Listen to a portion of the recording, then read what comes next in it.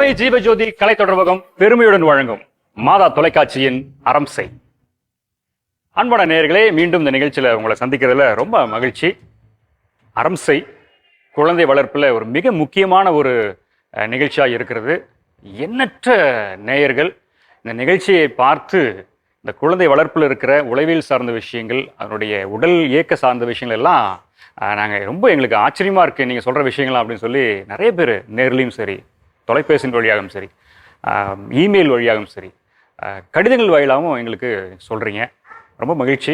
நீங்கள் தருகிற அந்த ஆதரவும் இந்த உத்வேகம் தான் வந்து இன்னும் நிறைய அப்படியே அந்த ஒரு விஷயத்துக்குள்ளே நாங்கள் போயிட்டே இருக்கிறோம். இன்னும் எங்களுக்கு ஒரு உத்வேகமாக இருக்குது. நிறைய நிகழ்ச்சி பண்ணணும், பயனுள்ள நிகழ்ச்சியை பண்ணணும்னு சொல்லி ரொம்ப ஆசையாக இருக்குது. இன்னைக்கு கடந்த வாரங்களில் இருந்த ஒரு டாபிக் முடிஞ்சிருச்சு. இப்போ நம்ம புதுசாக ஒரு டாப்பிக்கு ஸ்டார்ட் பண்ணியிருக்கிறோம்.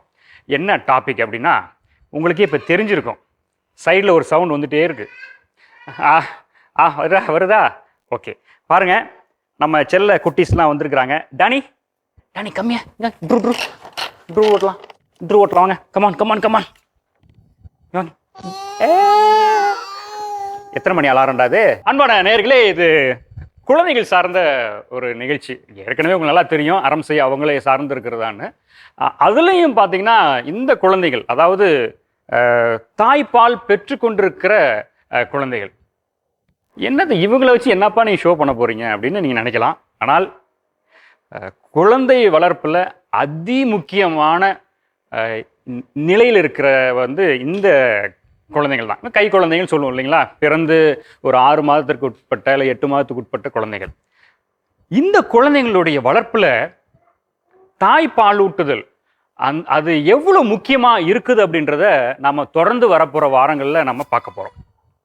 இந்த நிகழ்ச்சிக்கு வழக்கம் போல தன்னுடைய கருத்துக்களால் இந்த இந்த நிகழ்ச்சியே தரமுள்ளதாக மாற்றிக்கொண்டிருக்கிற உலகத்தில் இருக்கிற எல்லா மாதா தொலைக்காட்சி நேயர்களுமே இவங்க இந்த கான்செப்டுக்கு என்ன பதில் சொல்லுவாங்க, என்ன நமக்கு வழி சொல்லுவாங்க, என்ன விஷயத்தை பற்றி பேசுவாங்க அப்படின்னு சொல்லி ரொம்ப ஆவலாக எதிர்பார்த்துட்டு இருக்கிறாங்க.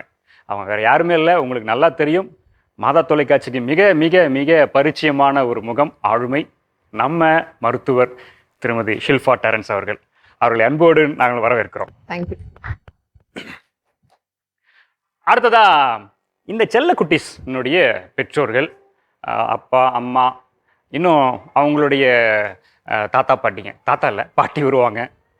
இன்னும் இந்த நிகழ்ச்சி இன்னும் வேறு அளவுக்கு போக போகுது. அதனால் அவர்களையும் மாதா தொலைக்காட்சியின் சார்பாக உங்களை அன்போடு நிகழ்ச்சிக்கு வரவேற்கிறோம். பெரியவங்களையும் அப்படியே வரவேற்றுடலாம். நம்ம இப்போ பெரியவங்களாம் இப்போ கொஞ்சம் பிஸியாக இருக்கிறாங்க, அவங்களையும் அன்பாக நம்ம வரவேற்போம். குட்டி ஸ்டார்லா, டேனி குட்டி, பிரின்சி குட்டி, அவங்க 3 பேத்தையுமே நாம் உங்களுடைய ஆசீர்வாதத்தோடு அவங்களையும் வரவேற்போம். வெல்கம். ஓகே,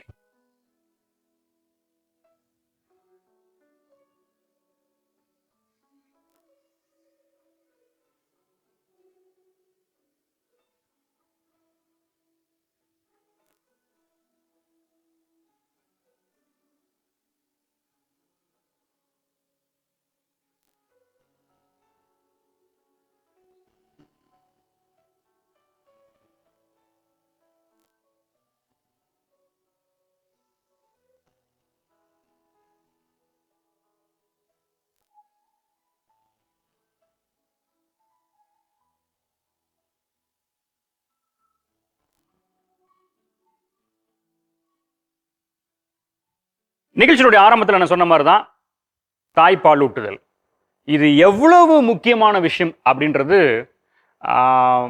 நம்ம அதில் ஒரு சார்ந்த விஷயத்தை தான் பார்த்துட்டு இருக்கோம். குழந்தைக்கு இது வந்து ரொம்ப போஷாக்கான ஒரு விஷயம், ஊட்டச்சத்து மிக்க விஷயம் அப்படின்னு சொல்லி ஒரு உடல் இயக்கம், உடல் வளர்ச்சியை பற்றி தான் பேசிக்கொண்டிருக்கிறோம்.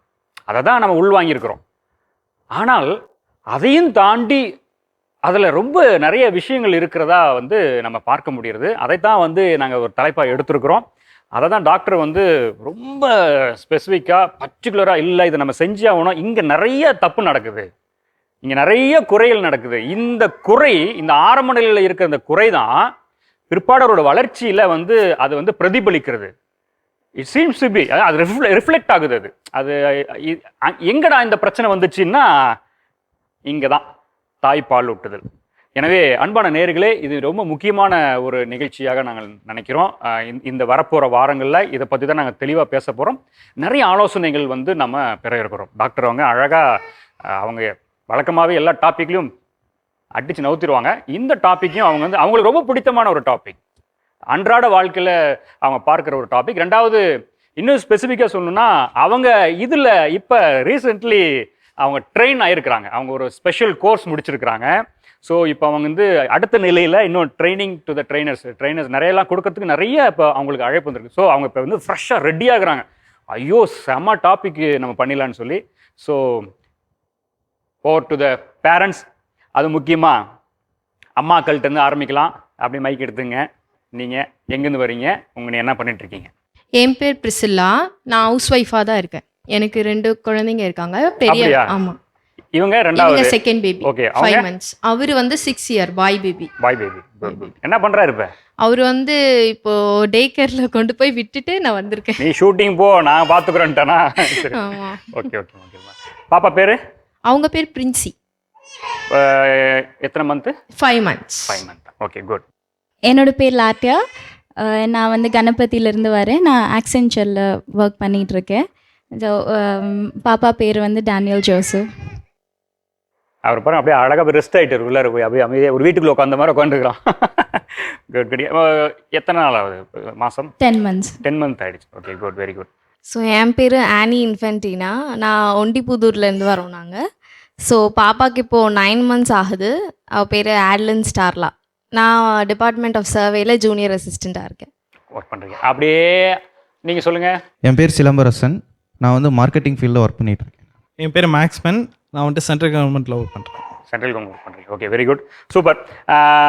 எப்படி இருக்குது இந்த உங்களுடைய இந்த அனுபவம்? அவங்களுக்கு ஓகே இட்ஸ் செகண்ட் திங் அப்படின்னால அவங்க ஆனாலும் கொஞ்சம் பெக்குலியரான எக்ஸ்பீரியன்ஸ் இருக்குது அவங்களுக்கு. அப்போல்லாம் தெரிஞ்சுக்கலிங்க, இப்போ வேறு மாதிரி இருக்குங்க அப்படின்னு நினைப்பீங்க நீங்கள். அதையும் நான் உங்களுக்கு கேட்குறேன். பட் பிஃபோர் நீங்களாம் ஃபஸ்ட்டு உங்களுக்கு சைல்டு இல்லையா, அதனால் எப்படி இருக்குது, என்ன மாதிரி ஃபீல் பண்ணுறீங்க? பாப்பா வரத்துக்கு முன்னாடி எப்படி இருந்துச்சு, வந்ததுக்கப்புறம் எப்படி நீங்கள் ஃபீல் பண்ணுறீங்க? இல்லை, வரத்துக்கு முன்னாடி எல்லாம் சொல்கிறத வச்சு கேட்டிருக்கோண்ணா. பட் இப்போ வந்து ப்ராக்டிக்கலாக பார்க்கும்போது தூங்காதப்போ மட்டும் கொஞ்சம் டிஸ்டர்பிங்காக இருக்கும். மற்றபடி இதாவது தூங்க சீக்கிரம் அப்படின்னு இல்லை, ஹோல் நைட் முழிச்சிருக்கும் போது கொஞ்சம் கஷ்டமாக இருக்குது. ஏன்னா எனக்கு போஸ்ட் டெலிவரி எனக்கு இது த்ரோம்போஸ் ஆச்சு மேம், இது பிரெயினில்.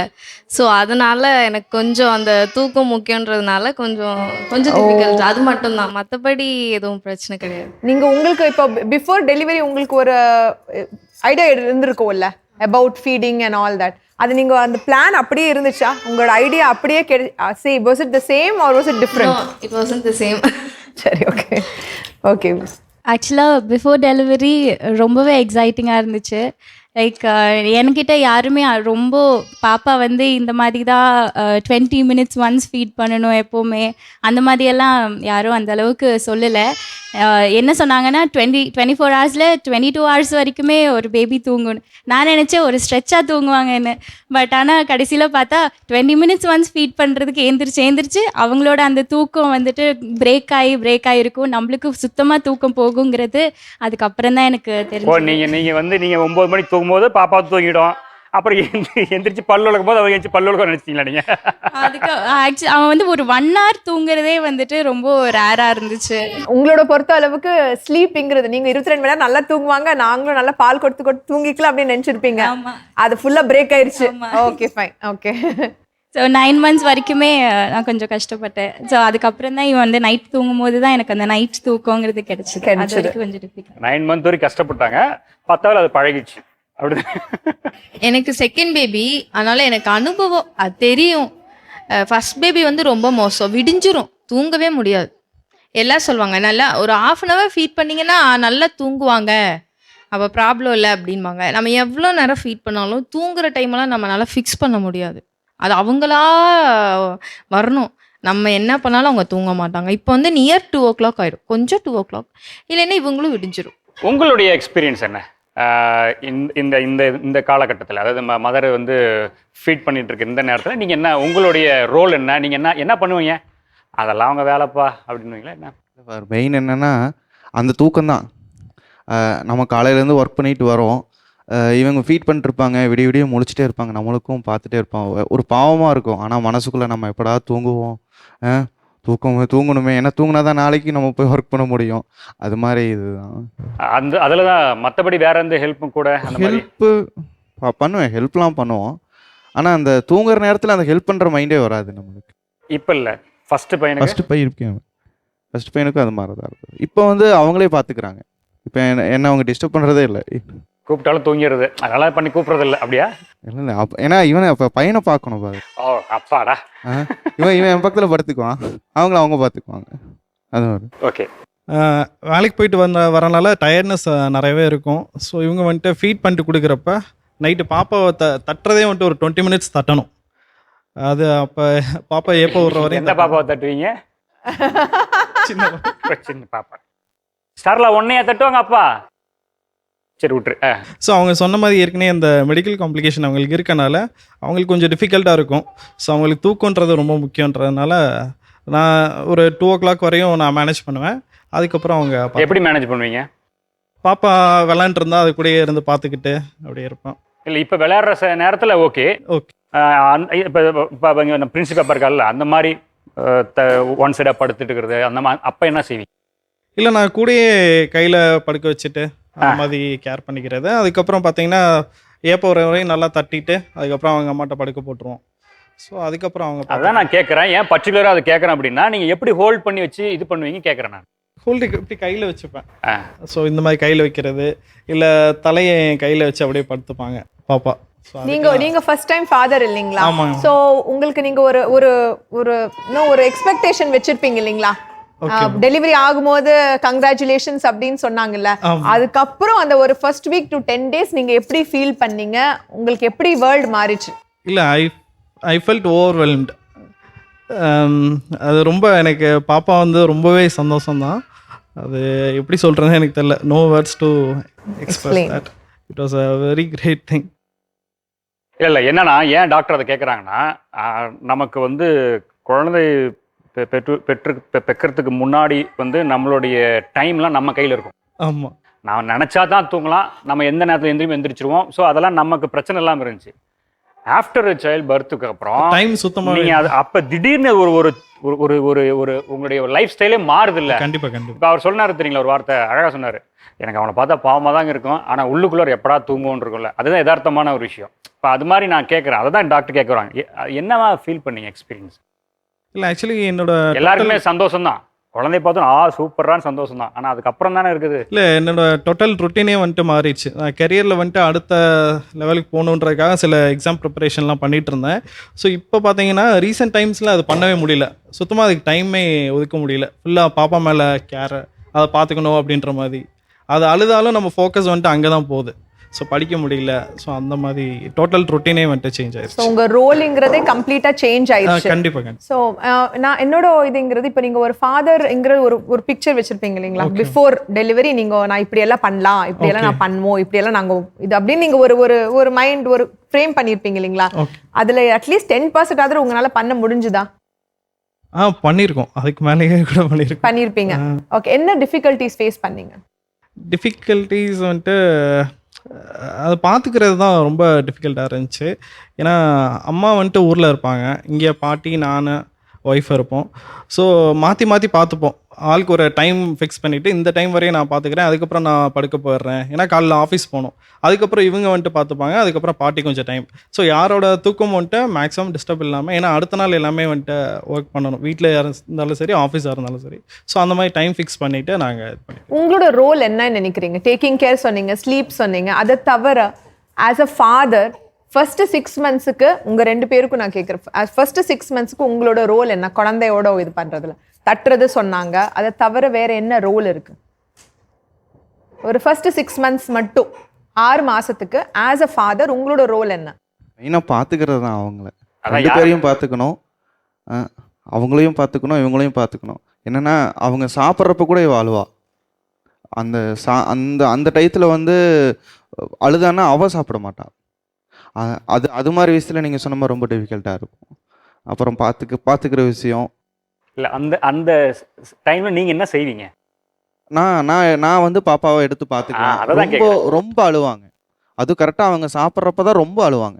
அந்த டயத்தில் நாங்கள் எடுத்துட்டு சுற்றணும், எங்களால் கண்ட்ரோல் பண்ணவே முடியாது. அதுக்கப்புறம் அவங்களா வந்துட்டு இல்லை கொடுங்க நான் பார்த்துக்கிறேன், அந்த சாப்பிடாம கூட அவங்க அதை வாங்கி. ஸோ அதுதான் நான் எதுக்கு இந்த கொஸ்டின் மெனக்கட்டு கேட்டிருக்கேன்னா, ஹஸ்பண்ட்ஸோட ரோல் அது குழந்தையோட பரிமாறதுல ஹஸ்பண்ட்ஸோட ரோல் ரொம்ப முக்கியம் ஆஸ் அ ஃபாதர். ஏன்னா நீங்கள் சொல்கிறது டைம், ஸ்பெஷலி இவங்க குளிக்க போகும்போது சாப்பிட போகும்போது குழந்தை மேக்ஸிமமாக அழுகும். அந்த டைமில் என்ன ஆகும்னா, தாய்ப்பால் கொடுக்க முடியாது, நிறைய டைம் எக்ஸ்ட்ரா ஃபீடிங் கொடுக்கறதுக்கு ரெடியாக இருப்பாங்க எல்லாருமே. இல்லை பால் பத்தாது, அவங்க உள்ளே போகிறாங்க, அந்த டைமில் கொடுக்கணும். பட் கேங்க்ரூ கேர்ன்னு சொல்லுவோம். கேங்க்ரூனா உங்களுக்கு கங்காருன்னு தெரியும் இல்லைங்களா, ஒரு அம்மா ஒரு பவுச்சில் ஒரு பேபி வச்சுருப்பாங்க. ஸோ அதே மாதிரி மதர்ஸ் மட்டும் இல்லை, ஃபாதர்ஸும் பார்த்தீங்கன்னா பேபியை உங்களோட இங்கே இப்படி இந்த மிடில் பொசிஷனில் பாப்பாவை இப்படி நீங்கள் வச்சுக்கிட்டு, அது உங்களோட ஷர்ட் கழட்டிட்டு உங்களோட ஸ்கின்னு பாப்பாவோட ஸ்கின்னும் டச் ஆகி பாப்பாவை இப்படி நீங்கள் வச்சு நீங்கள் ஜஸ்ட் அணைச்சி பிடிச்சாலே பாப்பாவுக்கு அந்த ஒரு பாண்டிங் இருக்கும், வந்து சூதிங் எஃபெக்ட் இருக்கும். ஸோ கண்டிப்பாக அந்த க்ரைங் கம்மி ஆகும். அப்பாவுக்கும் குழந்தைக்கும் ஒரு பாண்டிங் இம்ப்ரூவ் ஆகும். ரெண்டாவது பேபியோட பிரெயின் க்ரோத்துக்கும் ரொம்ப நல்லது. அதுக்கு கேங்க்ரூ கேர்ன்னு சொல்லுவோம். ஸ்பெஷலி மதர்ஸ் பண்ணுறாங்க, ஃபீடிங் டைமில் அவங்க அதை பண்ணிக்கிறாங்க. பட் உங்களுக்கு அந்த ஆப்பர்ச்சுனிட்டி கிடைக்கல. But you can use this. கண்டிப்பாக ப்ரீமெச்சூர் ரொம்ப சீக்கிரம் பிறக்கிற குழந்தைங்களுக்கு நிறைய டைம் ஃபாதர்ஸ் அது கொடுக்கலாம். அதை தவிர நீங்கள் சொல்கிற மாதிரி சாப்பிட்ற டைம், இந்த டைமில் ரொம்ப அழுகிற டைம்லையும் இந்த மாதிரி வந்து கேட்குற மாதிரி இருந்தால் பரவாயில்ல. இப்போ 1 வயசு 1.5 வயசு பையன் அப்படின்னா நம்ம சொல்கிறத புரிஞ்சுக்குவாங்க, கொஞ்சம் வெயிட் பண்ணு அப்படின்னா பண்ணுவாங்க. இவங்க அது மாதிரி இல்லை. அது அழுகாச்சுன்னா நம்ம ஏதோ பண்ண போய் இன்னும் எச்சா அழுக ஆரம்பிச்சிருவாங்க. அதுதான். ஸோ இந்த ஒரு டெக்னிக்ங்கிறது ரொம்ப ஹெல்ப்ஃபுல். அக்கார்டிங் டு ரிசர்ச் என்ன சொல்றாங்கன்னா, இந்த ஒரு கேங்க்ரூ கேர் அப்படின்னு ஒரு ஃபாதர்ஸ் பண்ணும்போது அந்த ஒரு கிரைங் எல்லாமே கம்மியாகும். இதெல்லாம் சடனாக வராது, பிறந்த நாள்லேருந்து நீங்கள் பண்ணிகிட்டே இருந்தால் தான் வரும். ஸோ அது அந்த இன்வால்மெண்ட் நான் என்ன சொல்ல வரேன்னா, அம்மா தாய் மட்டும் தான் பால் கொடுக்குறாங்க, எங்களுக்கு அதில் வேலை இல்லை அப்படிங்கிறது இல்லை. பாப்போட பரிமாறுதல்ல, பாப்போட taking care of the baby கண்டிப்பாக இது ஒரு இம்பார்ட்டண்ட்டான ரோல். கண்டிப்பாக அப்பாஸோட இம்பார்ட்டண்ட்டான ரோல். பொதுவாக சொல்லுவாங்க, ஒரு குழந்தை பிறக்கும் பொழுது குழந்தை மட்டுமே பிறப்பதில்லை, ஒரு தந்தை தாயாக பிறக்கிறார். இது எங்கே கேள்விப்பட்டிருக்கீங்களா அந்த வார்த்தை? பண்ணிருக்கீங்க. Yes, that is the good. தாயுமானவன். அதனால தான் அதை என்ன சொல்கிறாங்கன்னா தாயுமானவன் சொல்கிறாங்க. டாக்டர் சொன்ன அந்த டெக்ஸ்டினுடைய ஃபுல் ஃபார்ம் அதுதான். அப்போ நம்ம என்ன நினைக்கிறோன்னா, ஒரு குழந்தை இப்போ அம்மா நீங்கள் சொன்னீங்க, பியூட்டிஃபுல்லாக சொன்னீங்க, அவங்க சாப்பிட முடியலப்பா, அவங்க கஷ்டமாக இருக்குது. அதுதான் நம்மளுடைய எண்ணம். ஐயோ நம்ம ஒய்ஃபு சாப்பிட மாட்டேங்கிறாளே, என்னடா குழந்தைன்னு. இன்னும் என்ன பண்ணுறோம், தூக்கி வச்சுக்கிட்டு அப்படியே ஓடுறோம், நடக்கிறது போது அப்படின்றோம். அங்கே நாம் இன்னொரு தாயாக இருக்கிறது இல்லை, அப்பாவாக இருக்கிறதுனால தான். நீங்கள் என்ன சொன்னீங்க, 1 வயசுக்கு மேலே போனால் அந்த குழந்தை கேட்கும். எந்த 1 வயசுக்கு மேலே போனால் அந்த குழந்தை கேட்கும்? 10 வயசு பையன் கேட்க மாட்டேங்கிறான், 15 வயசு பையன் கேட்க மாட்டேங்கிறான். கொஞ்சம் புரிய வைக்கலாம். 1 வயசு குழந்தைக்கு நீங்கள் எப்படி புரிய வைப்பீங்க? சான்ஸே கிடையாது. இன்னும் வீரியமாக அழுவும். என்ன விஷயம் அப்படின்னா, நீங்கள் குழந்தை பிறந்த உடனேயே தந்தையாகவே இருக்கக்கூடாது, நீங்களும் ஒரு தாயாக மாறிடணும். அப்படி மாறும் பொழுது தான் அதனால தான் டாக்டர் சொன்ன அந்த கான்செப்ட், அது அந்த கங்காரு ஃபாதர்னு சொல்கிற கான்செப்ட். நம்ம இருக்கும்போது நம்ம அப்பா தோல் மேலே மார்நிலையில் படுத்து தூங்கிருப்போம் இல்லைங்களா, அப்படியே ப்ராடாக இருப்பார், அப்படியே வந்து படுத்துக்குவார், நம்ம போய் ஏறி மேலே படுத்துக்குவோம். அது எவ்வளோ பெரிய பாண்டிங் தெரியுங்களா? அதுதான் தாயுமானவன். அதை தான் வந்து சொல்கிறாங்க. அந்த ரோல் வந்து ஒரு பெரிய விஷயம். அது குழந்தைங்களுடைய வளர்ப்பில் என்ன புரிதல் உங்களுக்கு? தாய்ப்பாலை கொடுக்கறதுனால என்ன அவசியமா? கொடுத்தே ஆகணுமா?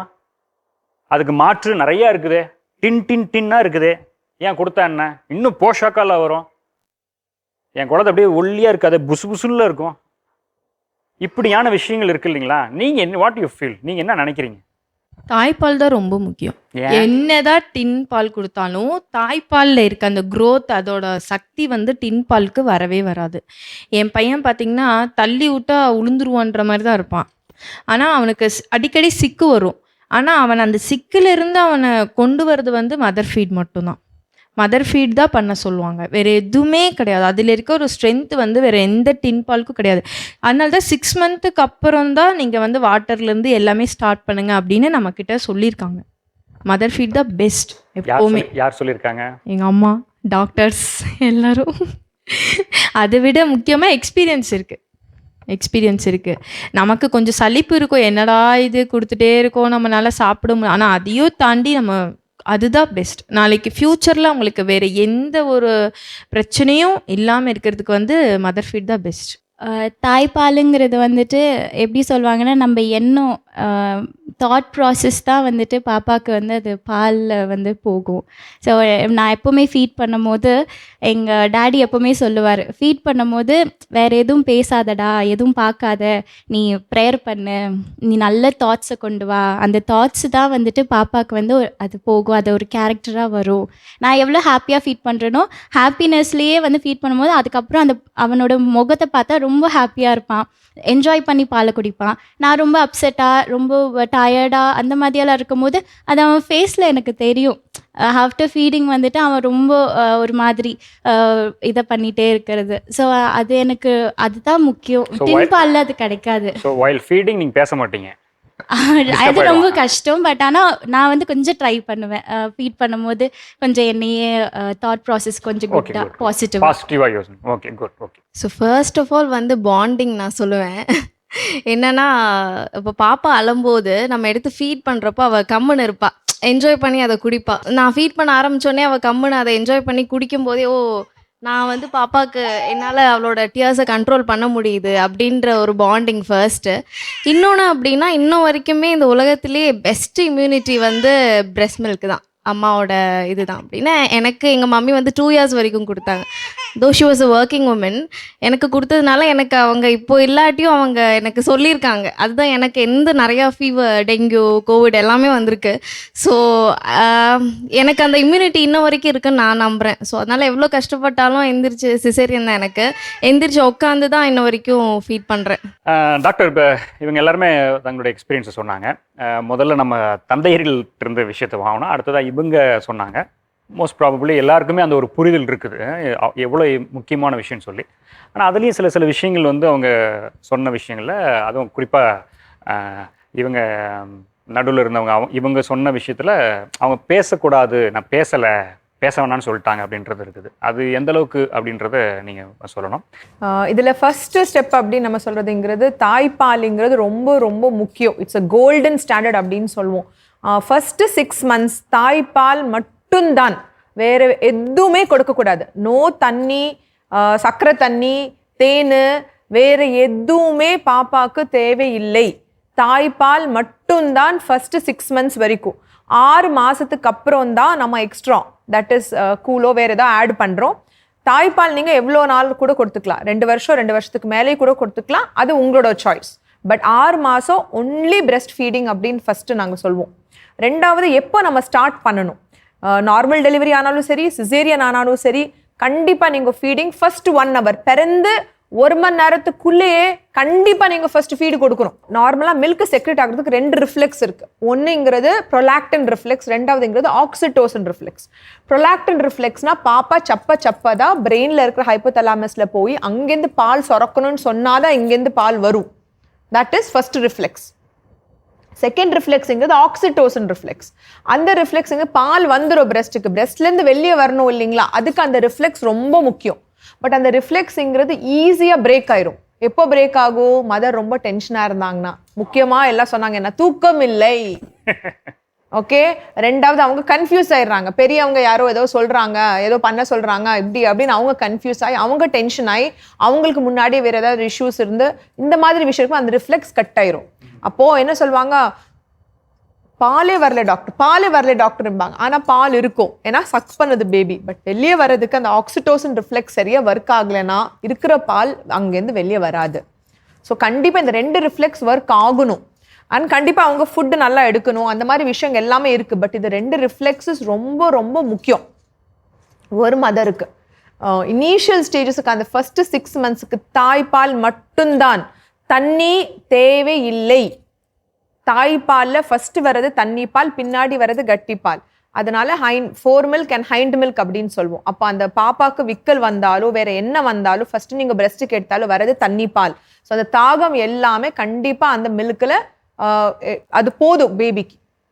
ஸோ அந்த பின்னாடி வர அந்த ஹைண்ட் மில்கில் தான் வெயிட் நல்லா ஏறும். ஸோ நீங்கள் சரியாக ஃபீடு பண்ணலதான் வெயிட் ஏறாது. ஓகே. ஸோ அவங்க போஷாக்கா இல்லை, குழந்தை வெயிட் இறங்குது, இந்த மாதிரி நிறைய வரும். முக்கியமான ஒரு பாயிண்ட், குழந்தை பிறந்ததுக்கு அப்புறம் கண்டிப்பாக 200 to 300 கிராம் இறங்கி தான் ஏறும். ஸோ ஸோ ஃபர்ஸ்ட் 15 நாளைக்கு வெயிட் இறங்குற டைம்ல எல்லாரும் பால் பத்தலைன்னு மதரை இன்னும் கொஞ்சம் டென்ஷன் படுத்துனீங்கன்னா அவங்களுக்கு பாலும் வராது. ரெண்டாவது மீன் டைம்ல வெயிட் இறங்குதுன்னு சொல்லி நீங்க எக்ஸ்ட்ரா பால், டப்பா பால், புட்டி பால், அந்த பால் இந்த பால் எல்லாம் கொடுக்க ஆரம்பிச்சிட்டிங்கன்னா பாப்பா கண்டிப்பா திருப்பி பிரெஸ்ட்டுக்கு போகாது, திருப்பி தாய்ப்பால் எடுக்காது. அதுக்கப்புறம் பால் வரல அப்படின்னு சொல்லி அந்த ஃபுல் சைக்கிள், இந்த ஒரு சூப்பர்பான ஒரு கிஃப்ட் காட் கொடுத்துருக்காங்க அந்த குழந்தைக்கு, அது எல்லாமே நீங்க பிரேக் பண்ணிடுறீங்க.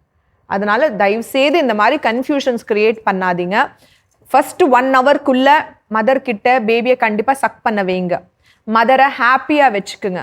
எவ்வளோத்துக்கு பையனோ பொண்ணோ கற்பா செகப்போ இந்த மாதிரி விஷயம்லாம் கன்ஃபியூஸ் பண்ணிட்டு இருக்காதீங்க. பால் பத்தலை, நீ அப்படி நீ இப்படின்னு சொல்லிட்டு இருந்தா இன்னும் கொஞ்சம் கன்ஃபியூஸ் ஆகி அவங்களுக்கு அந்த ஆக்சிடோசின் ரிஃப்ளெக்ஸ் பிரேக் ஆச்சுன்னா மில்க் சரியா வராது. 3வது, உங்களுக்கு எந்த டவுட்ஸ் இருந்தாலும் டாக்டர்ஸ் கிட்ட கண்டிப்பா கேட்டுக்குங்க. நிறைய பேர்கிட்ட கேட்கும் போது கன்ஃபியூஸ் ஆயிடுறாங்க. 2வது, நம்ம கூகுள் அக்கா கேட்ட இன்னும் கொஞ்சம் கன்ஃபியூஸ் ஆயிருவீங்க. அதனால தயவு செய்து கரெக்டான உங்களோட டெலிவரி டாக்டர் கிட்ட கேட்டாலும், இல்லைன்னா லாக்டேஷன் கவுன்சிலர்ஸ் அப்படின்ட்டு இருக்காங்க. லியோ சொன்ன மாதிரி அந்த BPNI சர்டிஃபைட் கோர்ஸ் நான் பண்ணியிருக்கேன். I am a trainer also. அதனால அந்த ஒரு ஸ்பெசிஃபிக்காக இந்த ஃபீடிங் பற்றியே அவங்க ஸ்பெசிஃபிக்காக ஒரு கோர்ஸ் கண்டக்ட் பண்ணுறாங்க டெல்லியில், இந்த WHO யூனிசெஃபோடது. ஸோ அந்த மாதிரி ட்ரெயின்டு பீப்புள் இருக்காங்க. அவங்க கிட்ட போனீங்கன்னா அவங்க இன்னும் கொஞ்சம் கரெக்டாக உங்களுக்கு அட்வைஸ் கொடுப்பாங்க. ஸோ அந்த ஒரு ஸ்பெசிஃபிசிட்டி கண்டிப்பாக நீங்கள் பார்த்துக்கணும். Okay doctor. நேயர்களே, இந்த முதல் எபிசோடில் குழந்தைங்களுடைய அந்த தாய்ப்பால் ஊட்டுதல் அது எவ்வளோ ஒரு பெரிய முக்கியமான ஒரு விஷயம் அப்படின்றத நம்ம பார்த்துருக்குறோம். ஆனாலும் இதோட இது நிறைவு அடைய போவதில்லை. ஏன்னா இனி தொடர்ந்து நிறைய விஷயங்களை பற்றி பேச போகிறோம். நிறைய கான்செப்ட்ஸ் இருக்குது உள்ளார, அதுக்கான விளக்கங்களும் நிறைய இருக்குது. உங்களுக்கு தெரியாத சில விஷயங்களும் வந்து பேச போகிறோம். அதே மாதிரி குழந்தைக்கு தாய்ப்பால் ஊட்டுக்கிற அந்த முறைகள், அதனுடைய எல்லா வகையுமே வந்து விலாவரியாக வந்து டாக்டர் வந்து தொடர்ந்து வர வாரங்களில் பேச போகிறாங்க. ஸோ நீங்கள் மிஸ் பண்ணாதீங்க இந்த எபிசோட்ஸ்லாம், கண்டிப்பாக பாருங்கள். அதே போல் நீங்கள் இதை வந்து உங்களுடைய அடுத்து இருக்கிற உங்களுடைய உறவினர்களாக இருக்கலாம், இல்லை நண்பர்களாக இருக்கலாம், அதாவது இந்த குழந்தை பெற்ற இந்த நிலையில் இருக்கிறவங்களும் இருக்கலாம், அவங்களுக்கு இந்த செய்திகளை சொன்னீங்கன்னா உண்மையிலே இது ரொம்ப பயனுள்ளதாக இருக்கும். நேர்களை மீண்டும் நாம் அடுத்த வாரம் இந்த நிகழ்ச்சியினுடைய தொடர்ச்சியை பார்ப்போம். அதுவரை உங்களிடம் நாங்கள் விடைபெறுகிறோம். இது மாதா தொலைக்காட்சியின் அறம் செய். மீண்டும் அடுத்த வாரம் சந்திப்போம்.